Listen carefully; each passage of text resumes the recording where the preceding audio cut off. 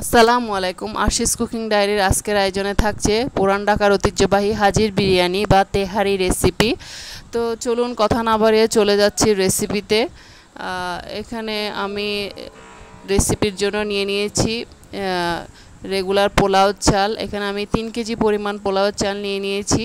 চালগুলোকে খুব ভালোভাবে ধুয়ে আমি 1 ঘন্টার জন্য ভিজিয়ে রেখেছি। এই বিরিয়ানির জন্য স্পেশাল একটা মশলা তৈরি করতে হবে, এই জন্য নিয়ে নিয়েছি 7-8টা দারুচিনি, 7-8টা এলাচ, লং, জিরা এবং 7-8টা 10-12টা মতো গোলমরিচ। এ পর্যায়ে আমি চালগুলোকে খুব ভালোভাবে পানি ঝরতে দিয়ে দিয়েছি। শুকনা মশলাগুলোকে টেলে পাউডার করে নিয়ে নিয়েছি। এ পর্যায়ে আমি সসপ্যানে পরিমাণ মতো সর্ষের তেল নিয়ে নিয়েছি। এই বিরিয়ানিটা সর্ষের তেলে করতে হয়। এ পর্যায়ে দিয়ে দিয়েছি 1.5 কাপ পরিমাণ পেঁয়াজ কুচি। পেঁয়াজগুলোকে একটু হালকা নেড়ে নিয়ে এ পর্যায়ে দিয়ে দিচ্ছি আদা রসুন বাটা। 1.5 টেবিল চামচ পরিমাণ দিয়ে দিচ্ছি আদা বাটা এবং 1.5 টেবিল চামচ পরিমাণ দিয়ে দিচ্ছি রসুন বাটা।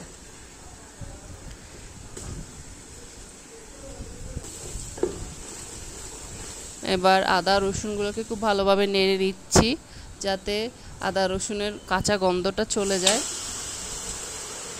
এ পর্যায়ে দিয়ে দিচ্ছি এখানে আমি 2.5 কেজি পরিমাণ গরুর মাংস দিয়ে দিচ্ছি। মাংসগুলোকে পেঁয়াজ আদা রসুনের সাথে ভালো করে মিশিয়ে এ পর্যায়ে দিয়ে দিচ্ছি লবণ স্বাদ মতো। আবারও সবগুলো উপকরণকে খুব ভালোভাবে নেড়ে নিচ্ছি, নিয়ে ঢাকনাটা লাগিয়ে দিচ্ছি। এর 10 মিনিট পর আমি ঢাকনাটা তুলে মাংসগুলোকে খুব ভালোভাবে নেড়ে দিয়েছি। এই পর্যায়ে আমি মশলার পাউডার যেটা করেছিলাম সেটাকে অ্যাড করে দিচ্ছি। আবারও সবগুলো মশলা এবং আদা রসুন পেঁয়াজ মাংসগুলোকে খুব ভালোভাবে একসাথে মিশিয়ে নিচ্ছি। আবারও আমি ঢাকনাটা লাগিয়ে দিচ্ছি। এর 20 মিনিট পর আমি আবারও ঢাকনাটা তুলে মাংসগুলোকে আবারও খুব ভালোভাবে নেড়ে নিচ্ছি। দেখুন মাংসটার থেকে অনেকটা পানি ছেড়ে দিয়েছে। আবারও আমি ঢাকনাটা লাগিয়ে দিচ্ছি। এই পর্যায়ে মাংসটা যখন 70% যখন কুক হয়ে যাবে তখন আমি এগুলো একটা বোলে মাংসগুলোকে তুলে নিব।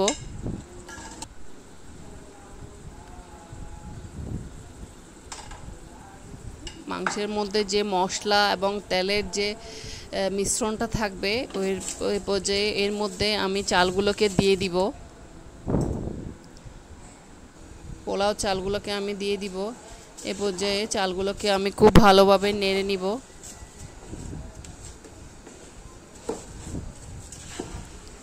খুব ভালোভাবে তেলের সাথে খুব ভালোভাবে নেড়ে নিব যাতে চালগুলো খুব ভালোভাবে ভাজা ভাজা হয়ে যায়। এ পর্যায়ে আমি অ্যাড করব পানি। আমি যে পরিমাণ চাল অ্যাড করব তার ডাবল পানি অ্যাড করব এবং পানিটা একটু কম অ্যাড করে আমি এ পর্যায়ে দিয়ে দিব দুধ, লিকুইড দুধ।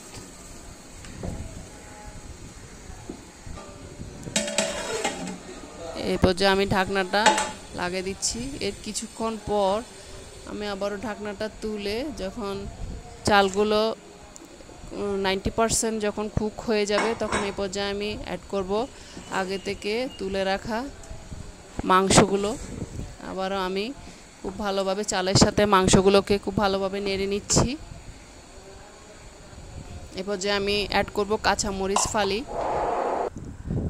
আবারও সবগুলো মাংস কাঁচামরিচ চালগুলোকে খুব ভালোভাবে নেড়ে নিচ্ছি। আবারও স্বাদ মতো লবণ অ্যাড করব। লবণটা একটু বুঝে দেখে করবেন। আবারও ভালোভাবে নেড়ে দিয়ে আমি ঢাকনাটা লাগিয়ে দিব। এর কিছুক্ষণ পরে আমার তেহারিটা রেডি হয়ে যাবে। তেহারিটা আমার ডান তৈরি হয়ে গেল। এখানে মুহররম উপলক্ষে আমাদের বাসায় একটা ছোটোখাটো মিলাদের আয়োজন করেছিলাম মহিলাদেরকে নিয়ে, তারই জন্য বেসিক্যালি এই রেসিপিটা করা। তাদেরকে দিয়ে এই রেসিপিটা টেস্ট করেছিলাম এবং ওনারা খুব ভালোভাবে এনজয় করেছিল, প্রশংসা করেছিল এই হাজির বিরিয়ানিটার। আশা করছি আমার রেসিপিটা আপনাদের ভালো লেগেছে। ভালো লাগে থাকলে তাহলে লাইক, কমেন্ট এবং শেয়ার করবেন, আর আমার চ্যানেলটা সাবস্ক্রাইব করে দিবেন, পাশে থাকা বেল আইকনটি বাজিয়ে দিবেন। দেখা হবে অন্য কোনো রেসিপিতে। ততক্ষণ পর্যন্ত ভালো থাকবেন, সুস্থ থাকবেন সবাই। আল্লাহ হাফেজ।